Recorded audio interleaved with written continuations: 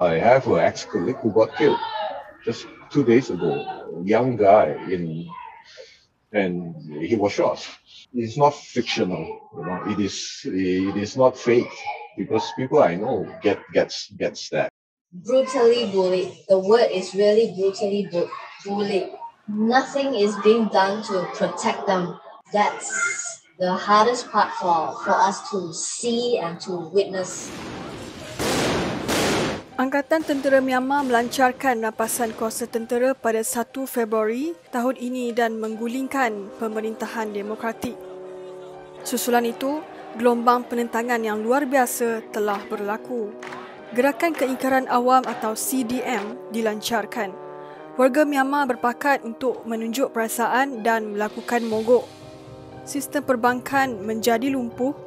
Ratusan orang mengalami konflik selama hampir 2 bulan selepas kejatuhan kerajaan awam dan hal ini membuka laluan kepada penindasan tentera junta. Namun, perkara ini langsung tidak menghalang orang awam melakukan keingkaran awam. Sejumlah besar warga asing juga telah melarikan diri dari negara berikutan pergolakan yang melanda. Bagaimanapun, 3 rakyat Malaysia yang diwawancara memutuskan untuk kekal berada di Myanmar pada ketika ini.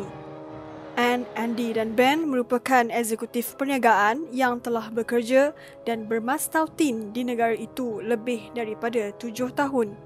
Kesemua terkejut dengan rampasan kuasa yang berlaku secara tiba-tiba di negara itu. I'm surprised. Did not expect this. I am shocked. Really didn't expect after almost 10 years of democracy, they would revert to this. Rampasan kuasa tentera telah membolak-balikkan situasi politik di Myanmar. Kerajaan demokratik yang bertahan hampir 1 dekad runtuh serta-merta. Jadi tidak hairanlah mengapa rakyat bertindak turun ke jalan. Ketiga-tiga warga negara Malaysia yang diwawancara memberitahu kebanyakan rakan-rakan tempatan mereka menentang rampasan kuasa oleh tentera junta. Sesetengah daripada golongan penentang tersebut diburu oleh tentera manakala sesetengah pula mati ditembak. I have an ex-colleague who got killed just 2 days ago. And I have an ex-colleague who was driving downtown and then he got picked up.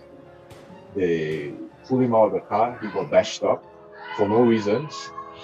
So things are really happening and directly people that I know.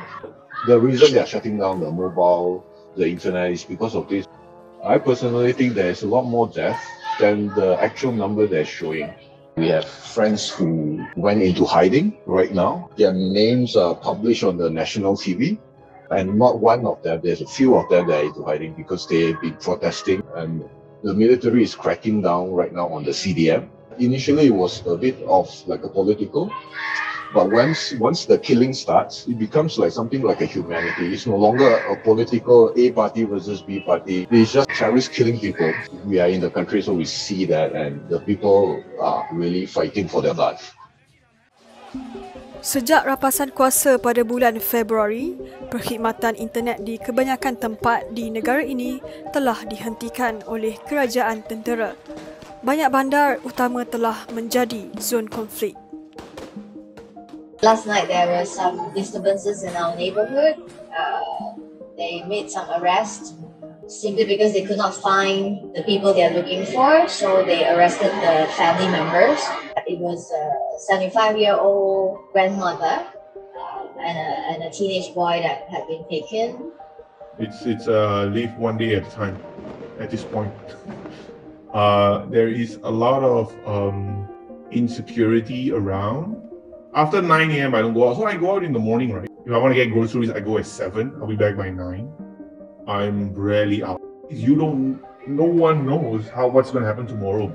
Tomorrow there may be a barricade directly in front of the house I'm staying. It's going to be soldiers right in front of the house I'm staying.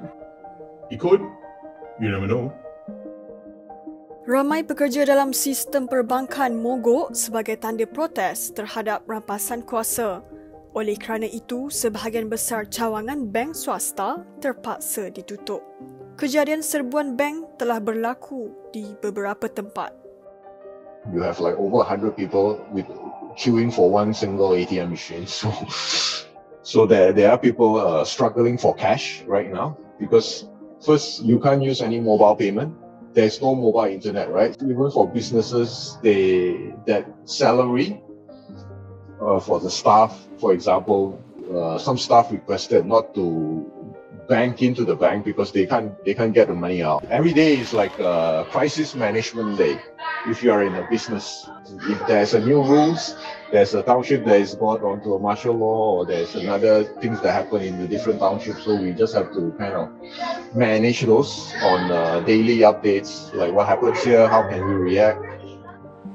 Walaupun keadaan di Myanmar semakin membimbangkan, Anne, Andy dan Ben menganggap diri mereka bernasib baik kerana masih mempunyai pekerjaan. Namun, alasan mereka memilih untuk kekal di negara tersebut bukan kerana tidak mahu meninggalkan pekerjaan, malah disebabkan sikap empati mereka terhadap rakyat Myanmar. Mereka mahu terus kekal bersama dengan rakan sekerja mereka. We've been here for so long. I think there is some obligation for us. We are not just here for business. We are not just here for work.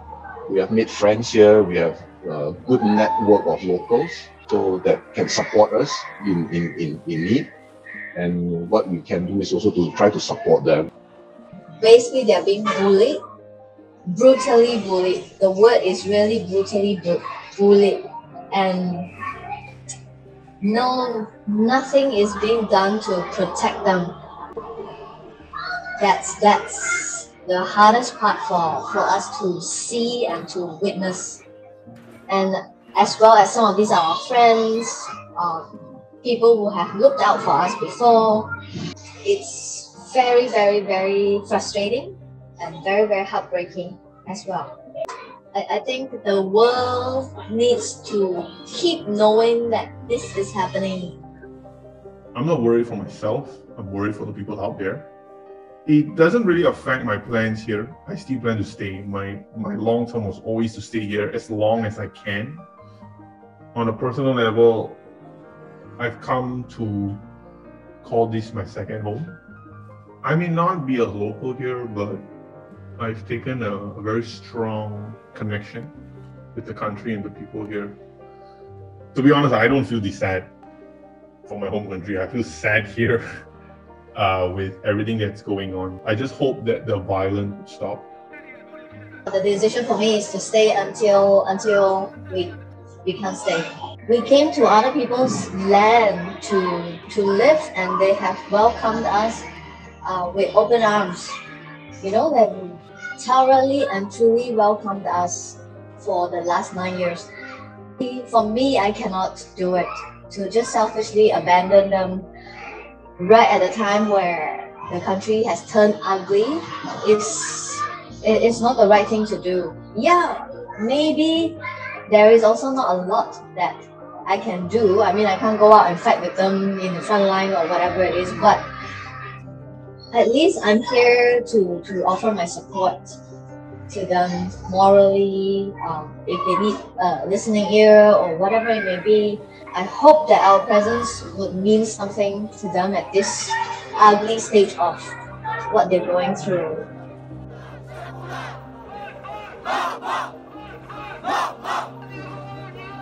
Yeah!